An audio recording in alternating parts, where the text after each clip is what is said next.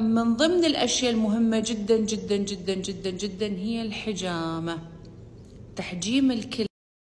وأفضل من يتكلم عن الحجامة هي دكتورة رند. دكتورة رند اللي عايشة في بريطانيا في لندن وعيادتها في لندن، راح أنزل لكم رابط انستغرامها. هي تعطيكم وين النقاط حق الكلى، لأن الحجامين ما يعرفون نقاط الكلى، بس يحجمون بشكل عام وبس. هي تعرف وين نقاط. دكتورة رند عاشرتها شخصيا، هذه فانية حياتها كيف تساعد الناس. يعني شفتها وشفت كريم علي وشفت دكتور صلاح الراشد، شفت الناس اللي كل الوقت تفكيرهم في إن شلون الآخرين يستفيدون من عندي، وقاعدة أتعلم منهم. دكتورة رند أصدق حد أيا وين كان مكانك، ترسل لها وترد لك على انستغرام ولا على تويتر دكتورة رند، ولا على سناب. راح انزل لكم رابط الانستغرام، اسالوها شنو نقاط الكلى، لان هي تروح للكلى من اكثر من مكان، ممكن من ركبتك، ممكن من الكاحل، ممكن من ظهرك، ممكن من يدينك. هي تعرف وين تختار لكل حاله حالتها، وهي ممكن تشفي لك الكلى اصلا بشكل عام. رندا ممكن تشفي لك الكلى توتالي. اي حد عنده اي امراض، رندا شاطره جدا في انها تشفي الامراض باذن الله سبحانه وتعالى. هذا رابط رند. وقد ما تقدرون تاخذون يود. انا نفسي اقول لكم شنو اليود، بس قانونيا ما ينفع اسوي الحركه. تابعوا حلقه اليود كريم علي، تمام؟ خذوا اليود، لان اليود متشافي لكل شيء ويعطي طاقه. وفي شيء مهم على المستوى الروحاني، صلاة العشاء اللي هي مرتبطة بشاكرا الجذر، اللي هي مرتبطة بالكلى، إذا أديتها بتركيز، حتى لو ما كنت تصلي صلي، حتى لو ما أنت مسلم اذكر الله وصلي طاقيا، تمام؟ صلاة العشاء هي محفز لتشافي الكلى.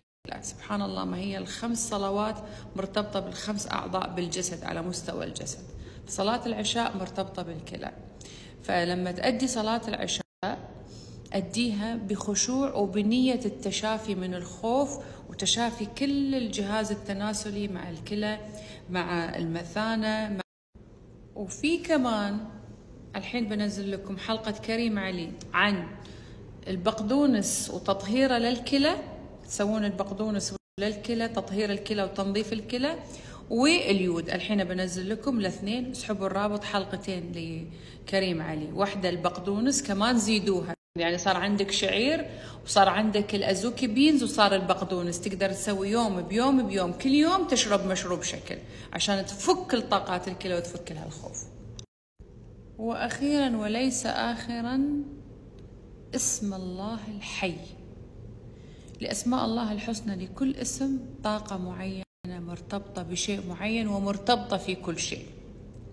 بروفيسور إبراهيم كريم هو بروفيسور سويسري مصري، من الناس اللي صاحب خلينا نقول براءة اختراع على مستوى العالم، وما أعرف ليش ما عطوا نوبل، لأنه وايد مسلم يمكن عشان كذي، تمام؟ يعني هو أفضل من الدكتور اللي جاء بعد 1400 سنة من الرسول عليه الصلاة والسلام قال إن الماء حي. الدكتور الياباني اللي عطوه نوبل لمجرد اكتشف إن الماء حي، يسمع ويحس ويتفاعل. دكتور إبراهيم كريم شنو اكتشف؟ صنع أجهزة إلكترونية وذبذبات موجودة، يعني الأجهزة موجودة إن العلماء يشوفونها. حط تردد لكل اسم من أسماء الله الحسنى، شنو يعالج عضو في الجسم، تمام؟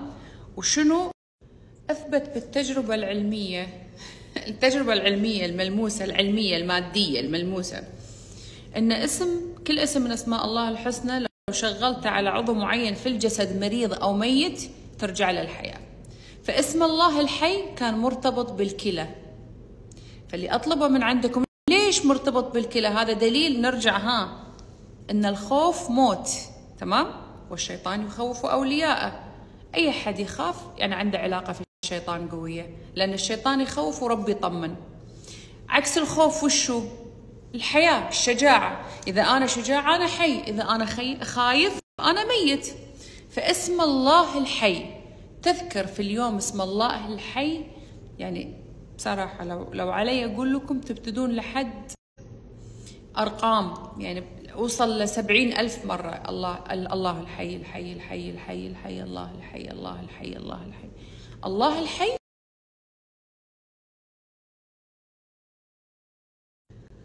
والآن نزلت لكم بوست ارتباط أسماء الله الحسنى بكل عضو من أعضاء الإنسان. كرر اسم الله الحي، أي خوف تحس فيه قول يا حي أحييني، يا حي أحييني، الله حي حي حي حي. اذكر الله حي الله حي في اليوم وصل 70,000 مرة. تمام؟ هذا جزء مهم كبير من العلاج. أرجوكم لله سبحانه وتعالى ما تنسون مريم نور تدعمونها، وما تنسون تكتبوا لي أوكي التغيير اللي صار معاكم، وما تنسون التطبيق. أي شيء أنا نزلت لكم روابطه يعني، وأقول قولي هذا واستغفر الله لي ولكم. أنا بعد ما عندي شيء، سويت لكم كل شيء. اللي يرجع يسألني شلون أسوي ما شلون أسوي له بلوك، لأن كل شيء نزلت لكم طريقته. راجعوا الفيديوهات، وأكيد راح تلاقون هاي السنابات موجودة على اليوتيوب. أكيد فانزي من تويتر ما راح يقصرون، راح ينزلونها يوتيوب.